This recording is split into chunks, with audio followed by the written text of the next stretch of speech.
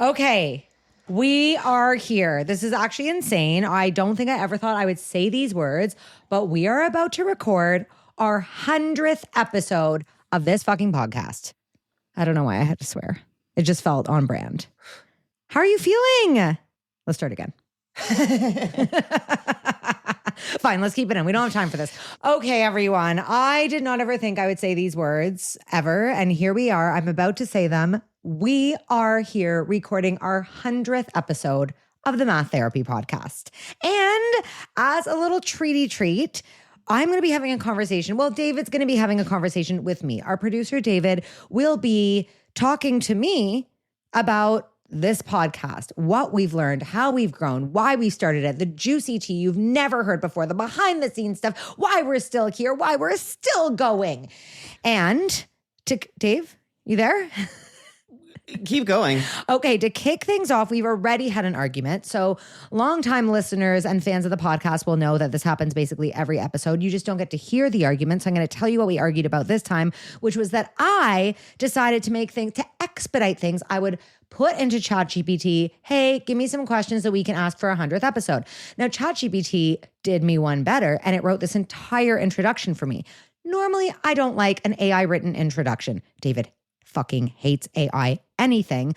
But when I saw the script, I read one sentence and I was like, this is hilarious. Does it know us? We're not sure. And David was like, fine, I'll read the script as long as we tell listeners that I do not want to read the script. And we are only reading the script to see if ChatGPT is actually a longtime listener and fan. Does it know us? Does it know what we want to say? That's not the reason we're doing it. Why are we doing it? Just in case it might be funny. Okay, well, whatever. Tomato, potato, tomato, tomato. This isn't like an exercise to prove the value of AI. Okay, are we ready? So we're going to read it. We have not looked at, I've only looked at one sentence. David, pull it up. It's up. And we just have to read it as is. Okay, we have to read the introduction to the podcast as is. Are you ready? Yes. Okay, here we go. This is what ChatGPT thinks we would say. Okay, David, I need you to confirm something for the record. Did we seriously just make 100 episodes of math therapy? Is that real, or am I dreaming inside a fever dream inside a math word problem? Okay. Off to a great start. Oh, it's real. It's so real. Did it give you any instruction on how I'm supposed to I told it to take out instructions because we can come up with, just keep going, David. Should I be reading it like the way I think I would read it? Yes. Or I should just like you would say it. Okay, back on script. Oh, it's real. It's so real. I mean, this isn't how I would talk. David! Oh, it's real. It's so real. We made it to 100 episodes without getting canceled, sued, or accidentally starting a math cult. Honestly, I'm impressed, mostly with us, but also with the listeners for sticking around. Right? Like you all willingly keep tuning in to hear two grown adults talk about fractions, feelings, and the occasional existential crisis. And honestly, that's love. That's community. That's math healing. And for this very special episode, we figured, let's just ellipses. Talk. Period. Let's look back, spill the tea, share the chaos, unpack the learning, and celebrate the fact that we are somehow still here and still nerdy. Yeah. Today is part anniversary party, part therapy session, part teacher lounge gossip, wait, did we actually say that on the mic? And you. Yes, you listening right now, you're invited to all of it. Before we jump in, do we give them the sharing nudge? You know, the classic. Oh, absolutely. Friends, if you are already smiling or thinking, OMG, my teacher, bestie / coworker / cousin who hates math would love this, pause for literally 1 second and text this episode to them. We'll wait. We're not going anywhere. We're almost done. Keep going. Awful. All right, let's do this. Episode 100. Let's get messy. Let's get reflective. Let's get another. David, ellipses. you don't have to tell them the punctuation. Let's get pedagogical. David, no one has ever gotten hyped by the word pedagogical. Challenge accepted. Okay, you should put a little musical flourish in now. I'll think about it. Okay, I think whatever. That was the intro. I think it got some parts like kind of right, but it was like 10%. Okay, doesn't It matter. was like a. You're also not very good at reading a script. I'm a lot I'm better. not. I was really good. I was like, I could Excuse me, I won a theater award in OAC. I'll have you know. Oh my God, OAC. Yes, I know. Americans That's don't dating know us. what that is. Canadians do though, maybe. Okay, let's go. Let's get into the episode. Yeah, Questions. Hit me. Vanessa, 100 episodes in after starting. When did you first start it in We started 2019? 2020 was actually our first season. Yeah, We did okay, our but I think- first interviews Okay. in 2020. Actually, we might have done them in 2019 and the second season in 2020. Hold on, let me pull this up. This is great already. Let me pull it up. I'm going to the Fact-checking. very, very back of the thing. We started our first episode October 10th, 2019. See, that's why you have to trust the producer. You're always second guessing Okay, my 2019. knowledge First and episode experience. came out October 10th. Yeah. So, okay. So if anyone's new to the podcast, Vanessa and her friend Sabina Wex, you two started the podcast. Yeah. Okay. So what was your kernel of spark of? It was all Sabina. This is what happened is I was doing a TV interview with like a reporter, and I do this a lot. And normally when I'm doing interviews with reporters or I go on the news to talk about something math related, the reporter or the host is always like super scared when I get there. Like they're like, oh my God, like their math trauma just comes out. They're like, they start shuffling their notes because, you know, they read their notes last minute, like 2 minutes before the episode airs. So just like I did before we started recording this. Exactly. So I'll sit on the couch and they'd be like, all right, Vanessa, the math. And then they'd all of a sudden be like, oh my God, I'm so scared of math. And I would be like, oh my God. So I left yet another interview and Sabina was like, oh my God, these people need math therapy. And suddenly we were just like, let's start a podcast. The reason I'm not reacting better to that story is because I've heard it 100 times before, like most stories on here. But I am certain that the listeners will have found that story interesting. Yeah. We started it because we were like, people need math therapy. And actually, if you look back at the podcast, the first season, there were a couple of educators on there, but that's it. Like 8 of the 10 guests were not educators. They were people like who had their own math trauma or who I like found on Twitter or met at a bar that said they like hated math, or people who had story like your friend Miguel who had a story about how he was told he would flip burgers for the rest of his life, and like adults that like were trying to do math again and, you know, for the 100th time when they're 40. Like we didn't start with educators. We started with math therapy.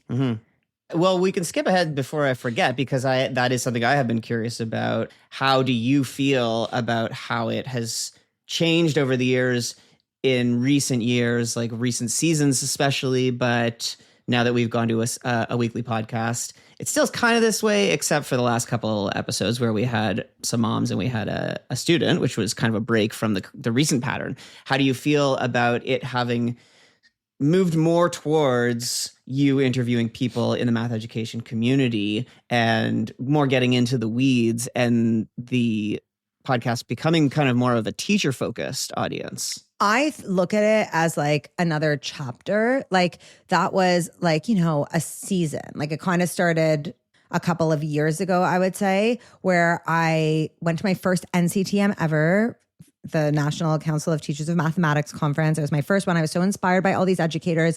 And I was like, wow, like I want to talk, you know, all these educators are doing such amazing things. They're not specifically all talking about math anxiety, but they're talking about instructional practices and pedagogy and grading. And I was like, I want to talk about how those things play into math anxiety and vice versa. But the reason I really wanted to go to a weekly podcast is it was cool to interview just educators for 2 seasons, but I think it's so important to the conversation to talk to so many other people. Like I think about like our previous seasons when we interviewed like Science Sam about STEM and science and stereotypes in science, or when we had an astrologer on the podcast talking about the myth that you can either be spiritual or you can be intellectual mathematically, or we talked to Katie Hafner about the lost women of science and that whole thing of like how stereotypes about gender have impacted women forever. Like there are all these like broader issues that really impact our kids in school. And I think it's really important to talk about the stuff going on in schools, but it's also really important to look at the world around them that is shaping kids, shaping parents, shaping our mentality of what math learning means and who belongs to the world of math. So I actually feel like it's like I did a hard swing to being like, okay, now we're just going to talk to educators. And now I'm really excited to have time to explore both like the intricate world of education, but also all these other pieces and perspectives that shape math trauma and anxiety and the experiences we have with math. So I think now I'm feeling really excited about, like, we've got a bunch of really cool episodes coming up with like a neuroscientist that studies gender and brains, you know, with like the dean of science at a university who talks about stereotypes around math learning and who's allowed to learn it. Like, I'm excited to go back to our roots, you know what I mean? And just be able to have a lot of a broader lens with which to view math trauma.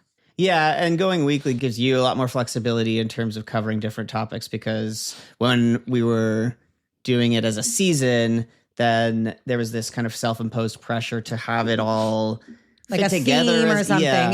Yeah. I think too, like, I think we get really siloed, like all of us, like not just education, but like when you're in a specific field or like, you know, in a specific community, we are very siloed and you start kind of like thinking everyone thinks like you. And I think it's really important for us to be like, hey, like, yeah, we're all in education and we're kind of like in this bubble where we all talk about the same things. And like, but our students, the people we serve, do not live in an education bubble. Education is one piece of their lives. So like, it's actually really, really important to see how every other piece, like all the pieces, like the kaleidoscope of lenses that impacts their math identity. It doesn't just happen in school. Yeah, for sure. I mean, that was very well illustrated by the last two episodes with Kat and Nat and with Taylor. Yeah. Okay, so returning to where we started. So you and Sabina started the podcast by getting a couple snowball mics and inviting some people over to the Math Guru Tutoring Center in Toronto, Ontario, Midtown, Young and Egg. Yeah, it was cool. We did the whole first season in person. So my question is, did you have an overall plan, or were you like, we'll just record these, and that, like, who was going to edit it? Because I was not there. I mean, you've told this story. You must have been. Who edited the first season? You've told this story before, and then I've corrected, like many stories happen, where you had already recorded a season, and you asked me if I wanted to edit them, and I'd never done it. That's not possible. How did we set up the mics without you? Exactly. I don't know. Let's call Sabina. We don't have time for you. Just She's not started pick up this the phone, by saying, let's keep this under 25 minutes. Let's and just now see you want if we can call her. You want to phone a friend? We kind of need to, because we need she's not going to pick up. She's actually very disciplined with her phone. Like, but let's just see, because I don't know what we're doing.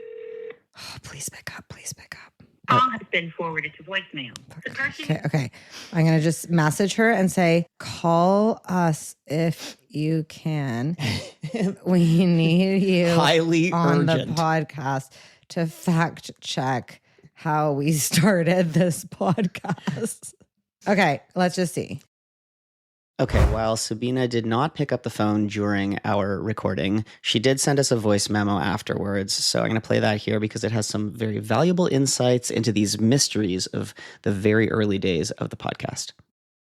I don't think that David was involved initially. We were like, David's going to come in after. He's going to edit all the podcast episodes. So no, David was not involved in the initial production, but we always knew we were going to send him the episodes to edit for later. But then we were talking to David and he kind of threw a bit of a fit. Totally fair, to be honest, that he wasn't there to do the audio part of it.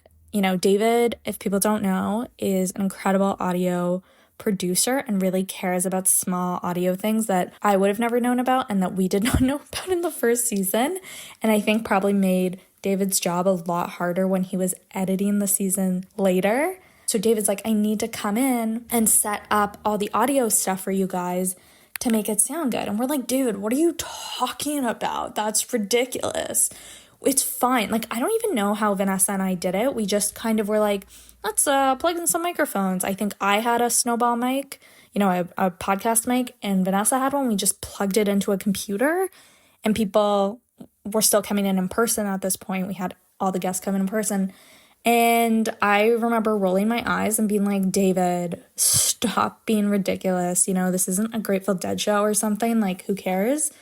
But David was 100% right. The show sounded so much better once he was there. And also he was just so helpful to have around and to give us his input. You know, David contributes so much to the show in terms of guests and what he thinks we should cut and how we should edit and tell the stories that we tell. So it was actually really nice having David there, even though I initially was like, I don't think you need to be here.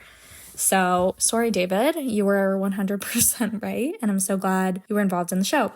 And our first guest ever who came to record with us was Jonah Babbins from season 1. He's a magician from Toronto and a math major. And I remember he came in and he was like, what are you guys doing? He has a successful magic podcast. He was like, you might want to add some structure to the show. You might not just want to ask random questions.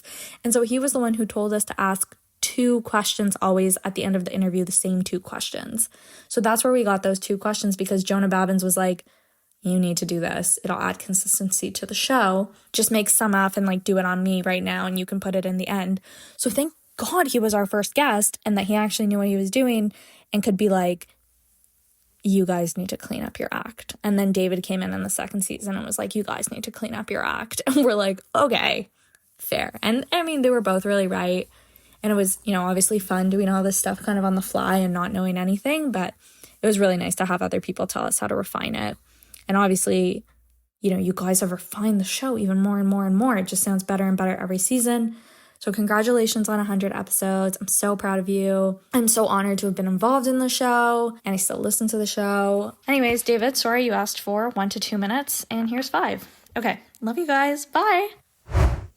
Okay, so from that initial idea that you and Sabina had to start a podcast to talk about this kind of stuff. Also, remember, Sabina actually found the first guests. Like, I had a couple of ideas, but Sabina was like constantly she was like finding the coolest people. She was like, oh my God, I heard about this woman, Merritt Moore, who's like a famous ballerina and like physicist. Like, you know what I mean? We had like her on the podcast. She was like, oh, I've heard of this guy, Ben Schaumer, who literally does Oscar predictions with statistics. Like, she would introduce me to all these cool people and she would get them on the podcast. So I actually had not much to do with the guest selection in the beginning. Yeah. Yeah, you were just... I was just a talent, just strolling in. Yap. And it was cool to make connections to like how these people felt about math. And like a lot of my guests had never really thought much about math anxiety. And like it opened up these really cool conversations, like, anyways, okay, what was your question? I can't remember exactly, but a different question that I had was, do you have a target audience in your mind of what the audience for the podcast would have been back in the day when you started it, what you'd like it to be now or going forward? Because the way it's kind of gone the last year or two, especially as you've gotten more into going into conferences and talking with other educators and stuff, and especially with your book, Math Therapy is targeted to teachers, it seems like the conversations are directed more towards teachers. How do you feel about that? I'm really the type of person that just kind of like goes with the flow of life. I really have never had much of a plan for anything. I follow my intuition and where things are organically leaning. So when we started the podcast, that was definitely not it. The podcast was really not, it was just for like anyone listening. Like, I think it was more targeted at like the person who might have a complicated relationship with math. And it was really, really cool. We got so much feedback because we tried to pitch this podcast to like Netflix and to like networks, and every single person would be like, love the concept. No one's going to listen to it if it has the word math in it. People fucking hate math. Like, take the word math out of it. And we were like, no, that's the whole point. Might have missed out on a Netflix deal because of that, but whatever. Like, it's like still time. But it was really cool because all these people were listening to it, not just educators. There was no target audience in mind. We were just talking about shit. Now, an interesting thing that happened that I did not anticipate is when I started doing talks for teachers, people would come up to me and be like, I listened to your podcast. And I was like, what? Like, really? And as it turned out, all of these teachers were listening to the podcast, but I had not like expected that or anticipated that. The whole point of the podcast is it's people I want to talk to, who I find interesting, who I want to like hear their perspective on something, or I want to ask them questions. Like, a lot of people, I'm just like, I want to ask them about this. I'll just ask them to come onto the podcast so I can ask them the question. So like, no, I know it's important from like a marketing perspective to have a target audience. And like, yeah, I think probably now our target audience is educators, right? Like anyone in education, like leaders, superintendents, like teachers, tutors, coaches, like that is the audience. But I mean, that's another reason I kind of want to go back to having a more diverse range of guests is like, I hope that the whole point of this podcast is healing, whether you're the listener who's going to heal from listening to it or whether you're the listener who's going to heal from hearing the conversation we're having. I want there to be more content that someone who's not an educator can listen to, because I think it's really, really important. Like there's not many podcasts talking. I don't think there's any podcast like ours that like has these conversations about math anxiety with like an astrologer, you know, like, so I hope that the audience broadens. My goal is to get it in the hands of more of those people because they need to hear it. But I'm also aware that that's like a slow build and it'll land in the hands of those who need it most. But I don't have a plan because I feel like it's like important to like not force something, but to be organic about it. Yeah, do whatever you can to get it out there, and then your audience will tell you who they are. Exactly. Tell us who you are, by the way, if you're listening to it. Yeah, text the podcast. Text the podcast. You can you can actually find the link in the show notes. I'd actually like to know, if you're listening to this right now, who are you? Are you an educator?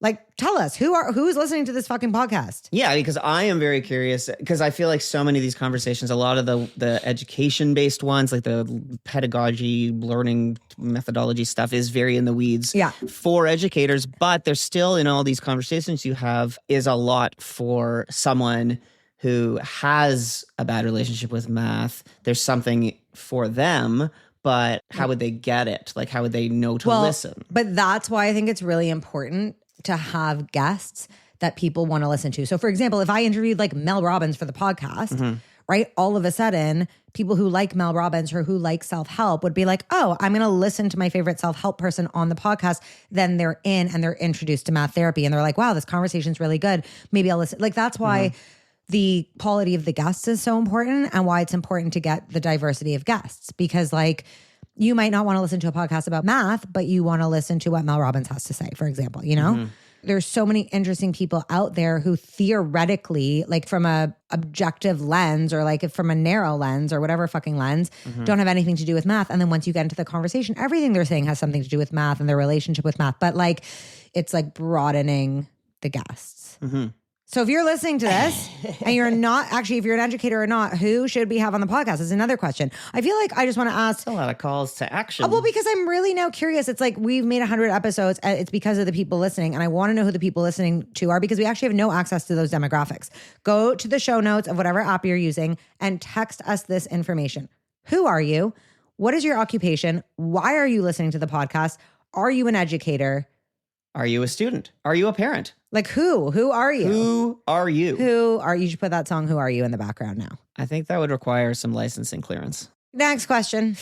Okay, let's reflect back on some of the highs and lows of the podcast. For you, low was our episode 2 weeks ago about the Toronto Blue Jays, but the episode itself was amazing. Recording it was a low. Next. Let's start with that. Okay. Why was it so low? That was a really tough one. We still haven't had our debrief. I did suggest we're not doing a therapy session on the podcast. I don't know. I think that's what the people... No, it was a low. Okay, first of all, that was an incredible episode. It was about what the Toronto Blue Jays can teach us about math anxiety, basically. And it was hard because I was recording it from a hotel room and I wanted to include all these voice notes from our friends and we were having all these technological issues. It was 11 p.m. Mercury. And we came up with the idea in like a couple days. We had like 48 hours, but we were and then both I started eating a snack busy. in the middle of it. David was super annoyed. You could hear me chewing. That was totally my fault. By that point, I was kind of numb to everything. Okay, so I didn't even get that upset about the snack. It was everything leading up to it that we were both very upset with each other. It was tough, but everything was fine. And the episode was amazing. And I ended up creating an entire talk around it that I've been doing for the past few weeks. But you know, what do you guys rupture and repair? That's rupture and repair. Okay, Yeah. some highs though. Some highs. I mean, one of the most memorable episodes ever will be when we interviewed Christopher Havens from jail. That was crazy. First of all, I'd heard about this guy. He had murdered someone. He was in jail and he was on the news because he had created this thing called the Prison Mathematics Project to help inmates rehabilitate with math. And he agreed to be on the podcast and we had to call him in jail. And it was like one of those movies. Like he had a maximum of like 15 minutes at a time. And so he had made this system where, because I think he had been in prison for like 15 years at that point or so. Something. We'll link in the show notes to that episode because you should check it out because it was really fascinating. Unbelievable. But yeah, so at this point he had rehabilitated himself and was was like trying to spread the rehabilitation and spread math around and had started this project. And so he had done this a little bit. So he had a whole system where he had 2 other friends in prison that would like line up behind him because you had to take turns at the phone. I somehow got a phone number because you had to call from, you couldn't Zoom or Skype. And then he would only have 15 minutes. And then we would get interrupted with like an automated voice. Like, you can hear it on the podcast. Is going to be and then, so his friend would be in line after him so that he could just get back on, call us back or something. Yeah, he had to call a number. He had to call us collect. Anyways, so that was a really interesting, just from my perspective, cool technical challenge of how do we record this conversation and putting it together. It was really cool. So hold on. That episode led us to becoming friends with Christopher Havens, being involved in the Prison Math Project. And then I think probably the second craziest episode is when we recorded an episode live after we visited jail to do math on Pi Day with a group of 30 inmates the next year. So we went, me, Sabina, and David went to Bellamy Correctional Institute in Michigan. We drove there trying to explain to the customs guy at the border why, by the way, we were going over there was tough. He almost didn't let us in. Like we were like, it's Pi Day. Like, we're just going to like bring some Pi Day cheer to the inmates. And he's like, why? What? He's like, why? And then it's like, are you getting paid for this? And Vanessa's like, no, it's just volunteer. And he's like, why? He's like, why? Why? On the way back, by the way, though, no one gave a fuck. We were like, the customs officer, we were like, so it's Pi Day because it's March 14th. He's like, please move. Go. Just go back to Canada. Anyways, that was such a cool, we went to the prison. We had the most incredible time. I don't want to give it away. You can listen to the episode. Yeah, our trip to prison on Pi Day is one of the craziest things I've done in my life. Same. Yeah. Same. It was so cool. It was honestly so hopeful, so heartwarming, so amazing. Yeah, I'm really thankful for that. That never would have happened without the podcast. Yeah. So a high for sure. And a low, I mean, I'll just say, going back to the Blue Jays thing, like we aren't going to do a full debrief therapy session because we're now over the time that you had allotted for us. But I knew that was a pipe dream to actually get this under 25 minutes. Okay. But anyways, I think it is important to say, and just be vulnerable here on the podcast with the listeners that, I mean, it is just the two of us. So like, so it is stressful making this thing. And I think we should give ourselves grace. Namely, you should give me some grace for sometimes getting stressed out. Like right now we're recording this in a room that looks like chaos. Like we need LED our own lights studio. I think pointing this way and that, that. flotsam and jetsam. I've got mics going into who knows what computer with what webcam pointed in which direction. Some of us are hydrated, some are not. You lit some, was it Palo Santo? Was it a random tree you found outside? It's like, we're just kind of making it up as we go along, which is how we have a band as well. But the point is that, I mean, I was joking before about how, because you had referenced in some recent episode, the rupture and repair and whatever, and like struggle and what is it? Productive struggle, all this stuff. The point is, I don't know that you're using that correctly. Whatever, say what's low floor, high low ceiling, floor, high open ceiling middle. is this is The point is, sometimes we get in a fight and want to throw it all out the window. Does everyone need to hear this? This is not interesting. Okay, what's another great episode that you remember? Okay, one that always will stick with me. Whenever I think about the podcast, I think about Bex. I'm serious. Sure. I always think about her. She's this woman I found on Twitter. She had tweeted, the best part of being an adult is being able to opt out of math. I just saw the tweet and I messaged her and I was like, come on my podcast, thinking, fuck, this is going to be wild. She showed up with a glass of wine. I don't know how many she'd had beforehand. She was such a good time. And we had the coolest conversation, which really, it was like real hardcore math therapy because it really started with her just being like, no, I don't care about math. Like, I can't do it. It does not matter. And by the end, it turned out she worked at a bank. And I was like, babe, you're doing math all the time. And she started sort of unpacking things that maybe had led to her having this view of math. And that was 4 years ago. And we still keep in touch. She messaged me literally the other day and she was like, me and my boyfriend are at the pub and we're having an argument about math. And she messaged me and she was like, I think I'm right. Da, da, da, da, da, da, da. And I was like, oh my God, you totally are. And that was a random tweet on Twitter. And you normally see tweets like that and you're like, oh, this is some troll. But it's when someone's tweeting something like that, they have math trauma. That's the whole point. And we're still friends to this day. It was really cool. Mm-hmm. Yeah, she was hilarious. She's so funny. But also there were so many interesting things that she dropped, like so many revelations that would be so interesting for anyone listening. Just how she was talking about, especially because she was describing in detail her experience. She wasn't just like, math is hard, or like, I'm stressed about it. She was explaining, because she was talking about dyscalculia. Didn't she say, yeah, she brought up dyscalculia. Which she didn't even know that Existed. word for it. Yeah, but she just knew she was talking about how like dates would be mixed up in her mind because she would just mix up the numbers. And how it's actually traumatic to not receive a diagnosis and just think there's something wrong with you and you can't do math. It was so empowering for her to learn that that's an actual term. It's a thing. There are resources and solutions. It doesn't make you bad at math. It's just like a little thing. Mm-hmm. Not a little thing. I don't want to minimize it, but it's just like I'm colorblind or something. Mm-hmm. Yeah, if Is it the same? Kind of. I am a little colorblind. No, you are. That's why I say it. I'm like, it's like you're colorblind. That doesn't mean it's, like... if like you, it is another example where it's like something about you is different from the quote unquote norm. Sure. Where the majority of society would experience the world in a certain way and you don't. So then you could think like there's some times where like I feel dumb because someone's like, oh, you can't see the difference between these two colors. And I'm like, no, that's just my rods and cones. Okay, but that's don't why you have shame accessible me. Coloring, for example, now. Like, okay, that's like a little thing that could be a bit of a limitation, but we can deal with it. Sometimes like on Trello, for example, like when we're organizing things by labels, you can have it by colors, but then there is a colorblind assistance option, which will kind of, instead of color coding the labels, it'll pattern code it. So it'll have... Well, see, and that's the thing. It's like, because you have to remember when we're talking about stuff like this, it's what are you trying to measure? You know, so it's like if you think about Trello, it's not that you're bad at organizing something, you just can't see the colors. So when you have an organized by pattern instead of color, all of a sudden that removes the limitation for you and allows you to do the actual task, which is organizing. Sorting by color is not the actual task. It's a mechanism by which to get the task done. Whoa, sounds like that was, did you rehearse that? That was a mic drop moment. Thinking it through. It's like the actual goal. This is what happens with so many learning differences and disabilities in math. It's like the obstacle has nothing to do with the actual task. So it's like people are like, oh, don't make accommodations. And it's like by accommodating, we're just allowing the person to do the actual task and not be limited by like the mechanism by which to do the task that has nothing to do with the thing we're trying to measure or teach. Snapping Okay. so I don't clap.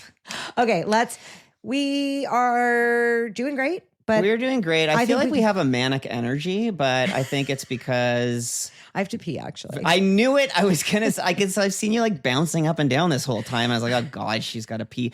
I'll share an embarrassing secret about Vanessa that's completely absurd. What? Which is, here's some the behind the scenes.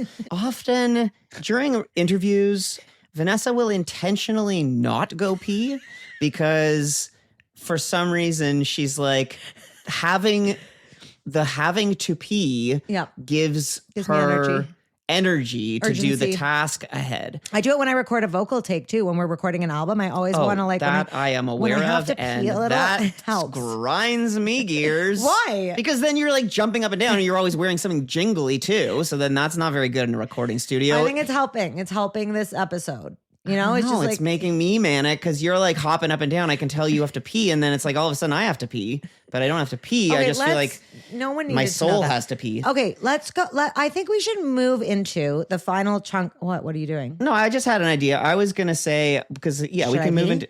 No, don't pee. You've got. Let's just ride this manic energy until we're finished. I was going to read a piece of fan mail that we did receive when someone in fact did text the podcast. So just in case you are constantly hearing us say, text the podcast, and you're like, I don't know. Do it. Well, just to let you know, some people do, and it really warms our hearts. Okay, so here's an example we received from Phoenix, Arizona.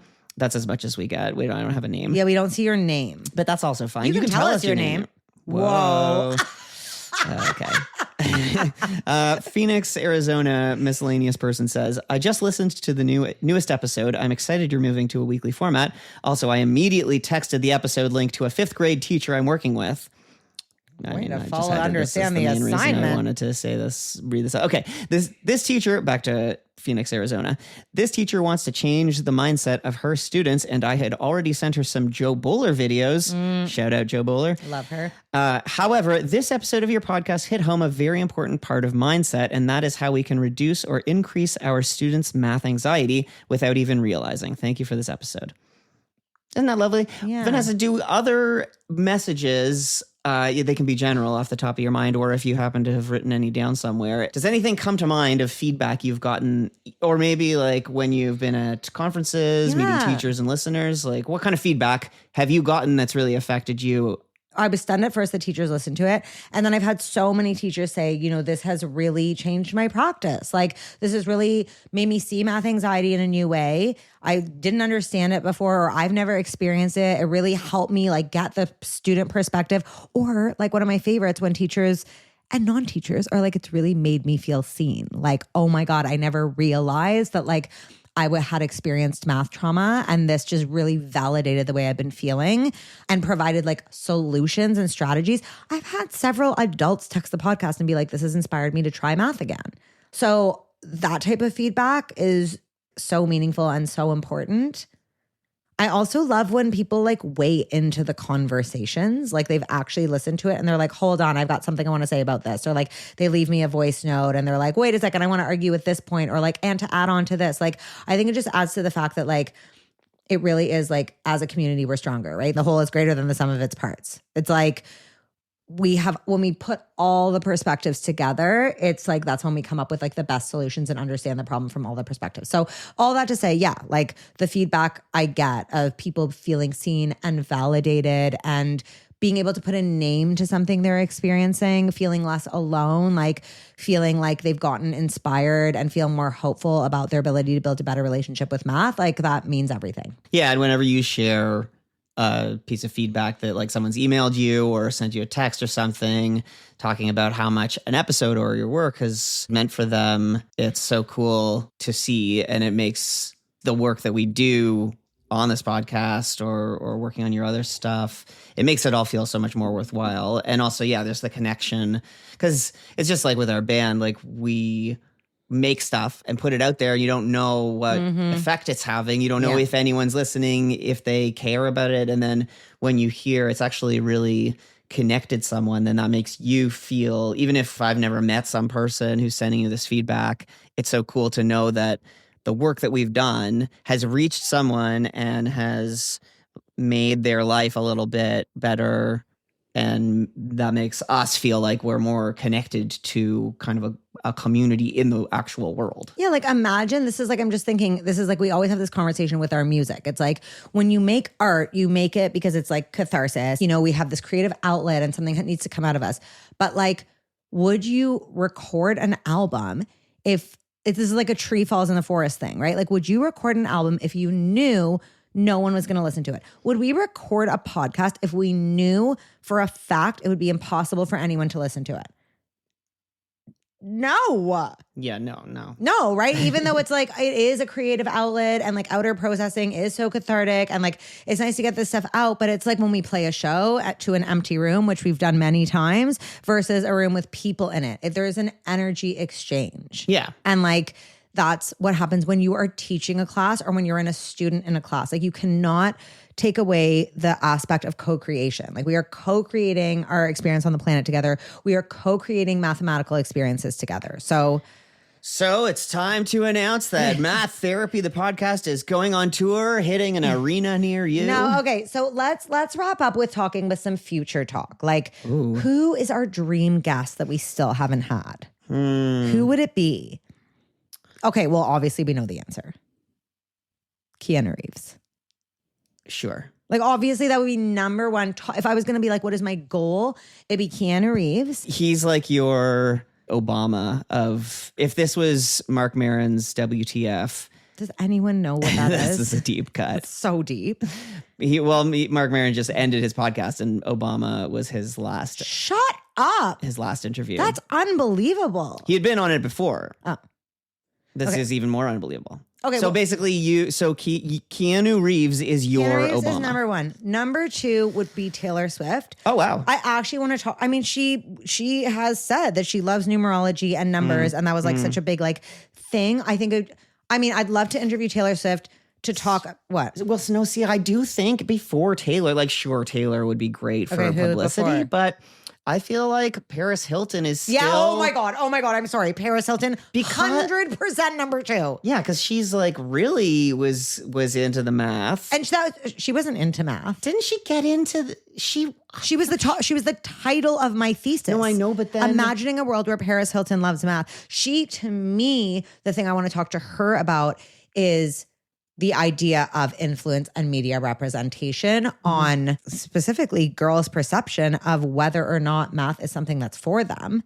And her whole that's hot thing, all this stuff around like people talk about like she plays dumb, but she's actually really, really smart. That's more what I'm thinking because because remember we watched that wasn't documentary a into few years math. ago. Well, but I think maybe it's just more. I've got to look this up to remind myself, but I think it was more just the fact that she was really dumbing herself down. That's what it was. But actually is very intelligent and Apparently. like a really like now successful business person. That's what I want to talk to her about because it's like which requires math. exactly. I really want to talk to her about that, especially Yeah. because she was the topic of my whole Yes, thesis. exactly, yes. Like, okay, so 100%. Keanu Reeves, Paris Hilton, Taylor Swift, I always Mel thought, Robbins. I think Mel Robbins. I want to be interviewed by Mel Robbins. Yeah, you want to be on. That's Mel's what I would podcast. like. I actually think that would be incredible. But no, I think I've it's always thought that I think we were talking about this with Sabina back in the day, but I've always thought it would be cool to interview David Suzuki because we could probably interview him. I think we tried and it didn't really work. Well, let me check my emails. Check your email. David are you going Suzuki. to find in your inbox deep buried from a few years ago? Suzuki. How do I spell that? Suzuki. Maybe Anyways, this is Sabina not did it. what we should be recording. Okay, what do you want to interview him about? I just always thought that he would be very interesting because his career was based around science communication. And so Canadian. Like I ran into him once. he's a legend. The problem is that at this point in his career, he's like really pissed off at everyone for not having heeded all of his advice. So now he's just like, well, you guys are all like, you guys That's fuck like yourself. some good energy to have on the pod. That would really match your Should I energy email? very I well. mean, we can put him on the list. Yeah, I think it'd be cool for you to talk to him just about but he has gotten pretty cynical because he's like spent his entire life trying. I could really jive with some cynical energy. Let's do it. All right. I feel Suzuki. like Steve Linewand is the David Suzuki of math, and we're gonna have Steve Linewand on the podcast, and you're gonna be obsessed with him. Oh, great. Like, it's not that he's cynical, but he's like, I think he's also like, guys, get it the fuck together. You know what I mean? Not to speak for you, Steve. I'd love to have you on the podcast, but like, I've seen him talk, and he's just like says it as it is, and he's kind of like no bullshit. I feel like that's. I don't know if Steve Linewand's mad that no one's heeded his advice. I don't think so. I am tuning out and getting bored, so I can only imagine how our listeners feel. Okay, fine. How were you planning to wrap this up Okay, with so we another? stop at David Suzuki, take out the Steve Linewand stuff, and I'm going to say, I'm the editor, okay? Don't Okay, tell so I'm me gonna how to say, chop this up. I think that's it. Oh, one question I have for you. Okay. If the podcast had an unlimited budget, this is us low key saying we are now going to be looking for sponsors for the podcast. So if you're listening and you would like your company to sponsor the pod, this is your moment to fucking text the podcast. Actually, email me. That's You probably want an better. advertiser to don't. propose a brand's partnership by texting us? Vanessa at the There is a character master.ca. limit in those texts. Okay, if we had unlimited budget, what would we do? Oh, goodness. Well, I want a studio. I think this would is save our relationship if we just had a studio. If someone built us a studio, set it all up so we could just walk in and start recording without all this tech nonsense. Yeah, and And a it video looked nice. producer. A video producer. I don't want to do this video stuff. Okay, fine. So video producer. And also I think, video producer and someone to like make all the short form content and post Yeah, it social everywhere. media manager, content creator, someone to do all of the marketing. This marketing. The marketing. That's the problem. Yeah, we can marketing. make it. Yeah, exactly. We can make it. We can make it. What do you mean make it? We can make this thing, but it's the marketing, the promotion. Oh, we can make the podcast. Yeah. Yeah. All the audio. And we need a studio. Yeah, we need a studio. An aesthetic studio I can plop down, always look good. It always has good lighting. We just flick a switch and we're ready to record. Yeah. That's pretty. If We're someone not knows how to asking for do- much. We're not asking for that much. Yeah. I think we're done. We've shared a lot. This has been incredible. Now, ChatGPT has written us a closing script.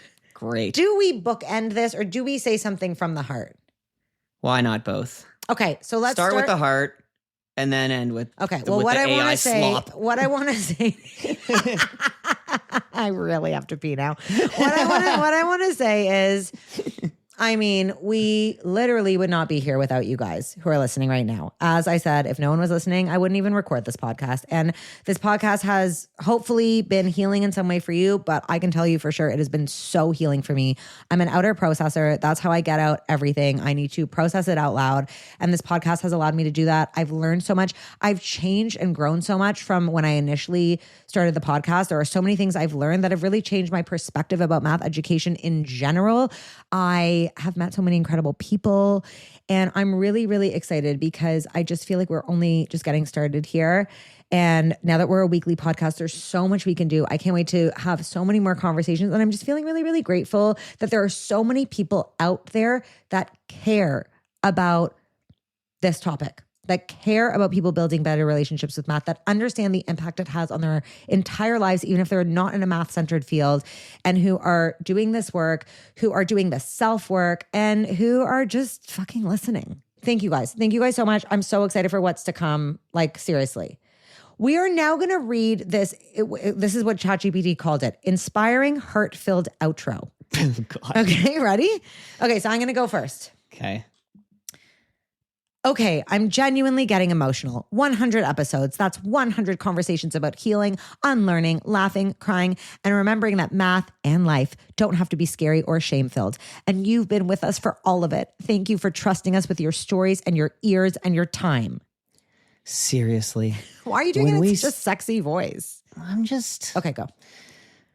When we started this, we had no idea if anyone would care. And now we get messages from teachers, parents, leaders, students, adults going back to school, all saying the same thing. This is accurate. I feel less alone. Well, that means everything to us.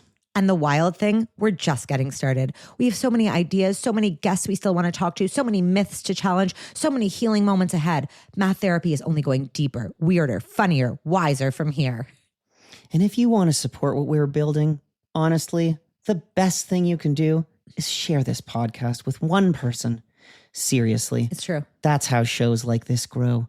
Text the link to a friend, your math department group chat, your sister who swears she, quote unquote, doesn't do math. Why did ChatGPT have to gender this, Vanessa? Okay? Doesn't just have to be a Keep sister that doesn't reading. get... Whoever, one person, right now. And leave us a review. Hit follow or subscribe so you don't miss what's coming next. It takes 10 seconds and it helps us more than you know. It really actually does, guys. This is me just ad-libbing. Oh, now you're ad-libbing. I really want to drive this point home. And It's been driven into their skulls. They're like, we get it. DM me on Instagram at The Math Guru or email me at vanessa@themathguru.ca and tell me what this episode brought up for you. I read every single message. Thank you for being part of this community. For real, we love you. I could not imagine you ever saying that. Yeah, and I don't speak in 2-word sentences. Cheers to the next 100 episodes of healing, curiosity, chaos, and math magic. See you next week. Okay, so that's the end of the scripted. And Yeah. I still don't know how to say bye after 100 episodes. So I would True. also like to do one more call out, which is to text the podcast and tell me how to end these episodes. It does not require me saying goodbye. That's a waste of a call out. That is a waste of a call out. Okay, that's it. It's a wrap. That's a wrap. See you at 200. No, we'll see you at 101. Don't wait 100 more episodes to listen.